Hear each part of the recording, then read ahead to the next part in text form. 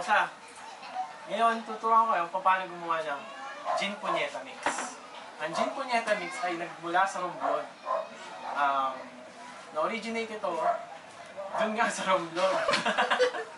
Pero, nagsalin-salin to papuntang Sweden, Sri Lanka, tapos napunta sa ibang island. Tapos ngayon, natuklasan ko siya dahil tinurusan siya ni Pikachu. Okay, start na tayo. Paano ba gumawa ng Gin Puñeta Mix? Ang Gin Puñeta Mix, ang ingredients niya ay kailangan meron tayong love song, mga novelty love song, tulad nito. Play.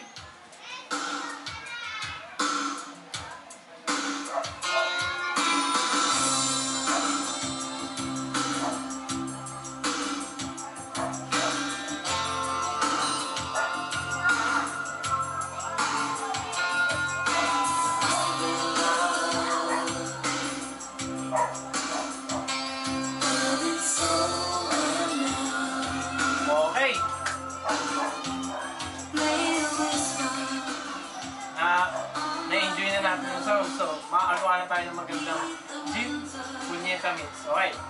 Ano ba ang mga kailangan natin? Una, kailangan natin ng pitche.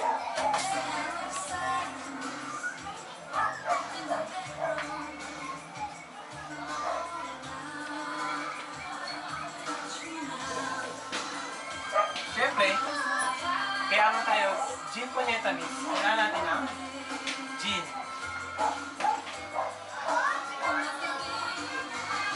Been love, sober now. Okay. Kailangan tayong gin. Ano pang kailangan natin? Kailangan natin magmura. Puñeta. Ano pang kailangan?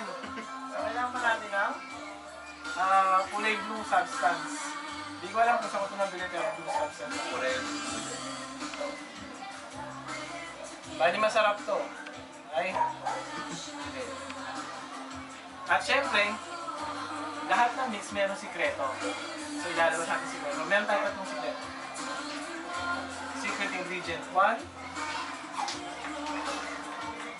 Secret ingredient number 2.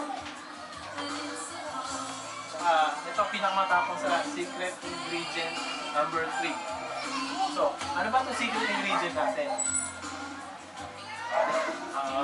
Itong secret ingredient 1 natin ay pawis ng leon. Dapat magkaroon tayo ng pawis ng leon, mga 3 tablespoon to eh. Okay? Pangalawa naman, luha ng aprikano. Mga marami yun. Kasi nakakaluha ngayon ito. At yung pinakamahirap makuha sa lahat, sperm ng langgam. Rare to, rare. Okay, simulan na natin ang paggawa. Buksan ang gin. Bali, yung pitcher natin, kailangan sakto siya sa ABCD. Okay? ABCD,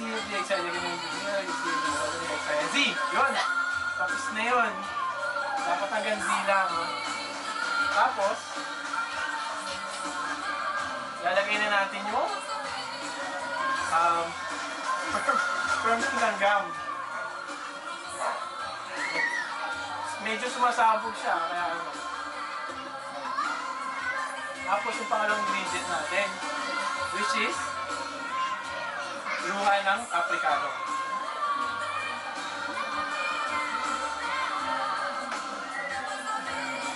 At ang ating huling ingredient. Tapos itong blue substance na hindi ko alam kung saan nabibili. Hindi ko alam kung saan nabibili siya eh. Pero masarap siya.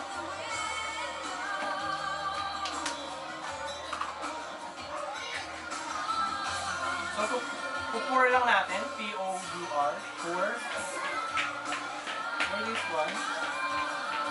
Ganyan lang. Tansyahin nyo lang. Hindi kumalat. Yan. So tapos na ang ating mix. Nasaan na yung kutsara natin? Sakto, di ba? Tapos yung ano natin, yung sound. Nagawa natin ito ng may pag-ibig. Okay, thank you. Tikman natin. Delicious. You should try this at home. You. It must have been